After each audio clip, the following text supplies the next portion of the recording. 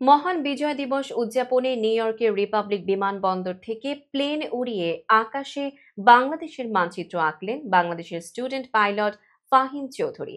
আকাশে গোটা ম্যাপটি তৈরি করতে ফাহিমের 2 ঘন্টা 38 মিনিট উড্ডয়ন করতে হয়েছে।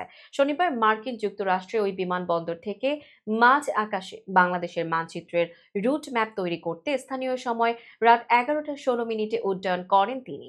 আর রাত 1টা 54 মিনিটে ফ্লাইটটি অবতরণ করে। মুহূর্তে ম্যাপটি ছড়িয়ে পড়লে বাংলাদেশ সহ বিশ্বের বিভিন্ন দেশের বাংলাদেশিদের প্রশংসা পান ফাহিম। সেসনা 172 ব্র্যান্ডের এয়ারক্রাফট দিয়ে ফ্লাইটটি পরিচালনা করেন ফাহিম। এ কাজে তাকে সহযোগিতা করেছেন তার বন্ধু আসাদ আব্দুল্লাহ, যিনি পুরো সময় তার পাশে ছিলেন। ফাহিম বাংলাদেশের গ্যালাক্সি ফ্লাইং একাডেমি থেকে প্রাইভেট পাইলট লাইসেন্স অর্জন করে বর্তমানে কমার্শিয়াল পাইলট লাইসেন্সের জন্য মার্কিন যুক্তরাষ্ট্রে প্রশিক্ষণরত আছেন। ফাহিম চৌধুরী গণমাধ্যমকে বলেন, বাংলাদেশের স্বাধীনতার 53 বছর পূর্তিতে একটি বিশেষ কাজ করার চিন্তা থেকেই এই ম্যাপটি তৈরি করেছে। ফ্লাইট রাডার ব্যবহার করে মানুষ অনেক ধরনের অদ্ভুত ও সৃজনশীল জিনিস আঁকে, যা দেখে আমি অনুপ্রাণিত হয়েছি।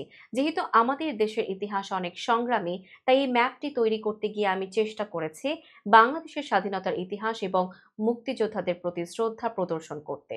ফ্লাইট রাডারের মাধ্যমে বিমানগুলোর রুট দিয়ে এমন একটি ম্যাপ তৈরি করা এক ধরনের নতুন অভিজ্ঞতা, যা দেশের প্রতি আমার ভালোবাসা ও শ্রদ্ধার প্রতীক হয়ে থাকবে।